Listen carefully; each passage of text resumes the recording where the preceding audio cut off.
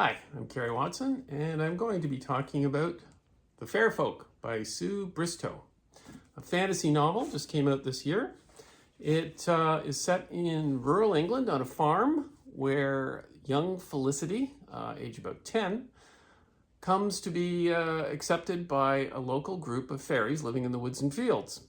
Now, off the top, it sounds twee and cute.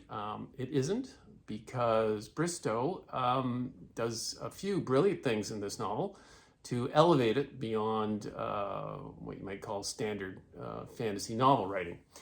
The first is she comes up with a theory, her character does, Felicity, as to why fairies exist. What are they originally?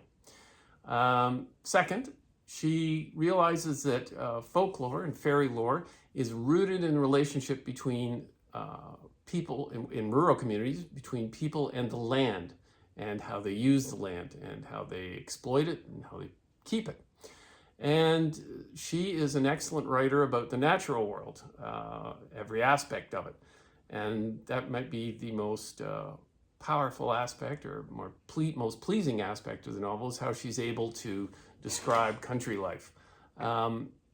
Secondly, she creates some really interesting fairy characters. They aren't just flitting about being charming. They are dangerous, willful, capricious, mischievous, and that relates to her overall, her grand unified theory as to what fairies originally were. Now, the story doesn't stay stuck in the countryside. It follows Felicity as she grows up, and she goes off to Cambridge to study. And Elfrida, the queen of the local fairies, and Hob, her goblin companion, follow her there just because they can. And they have given her a gift. She has become not exactly beloved by the fairies, but linked to them. And Felicity is not entirely sure why, but she enjoys their company as they occasionally turn up in sometimes embarrassing locations in Cambridge. It's not a farce at this point, though it could sound like that. Elfrida, the fairy, does make an appearance at a nightclub, which is odd for fairy literature. But when Felicity begins a relationship with Sebastian, a fellow student, things become very painful and problematic. And the book concludes with tying together the various strands of evidence that Felicity's been gathering while she's been at Cambridge as she tries to investigate what fairies are.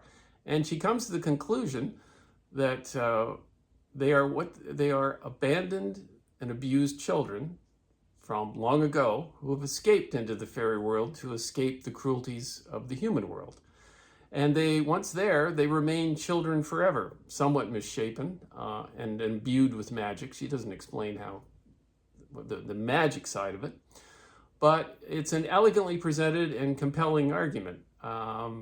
And it gives some depth and a sense of tragedy to the entire concept of fairydom. Now, as I said, she's an excellent writer.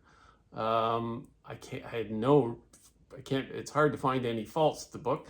The only one, maybe perhaps, that Felicity, although she is ignored and unloved by her parents, she does not fall into the category of abused or abandoned. So her own theory as to why children move into the fairy realm doesn't quite hold when it comes to her being accepted by the local fairies.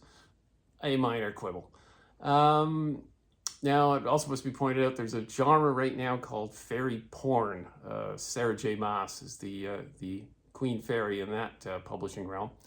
And this is not that. As far as I can gather from reading about it, fairy porn is basically Love Island with wings on. So if you're expecting that kind of story, it's not anywhere close to that. But it is wonderfully written, and certainly she's someone I look forward to reading whatever she comes up with next.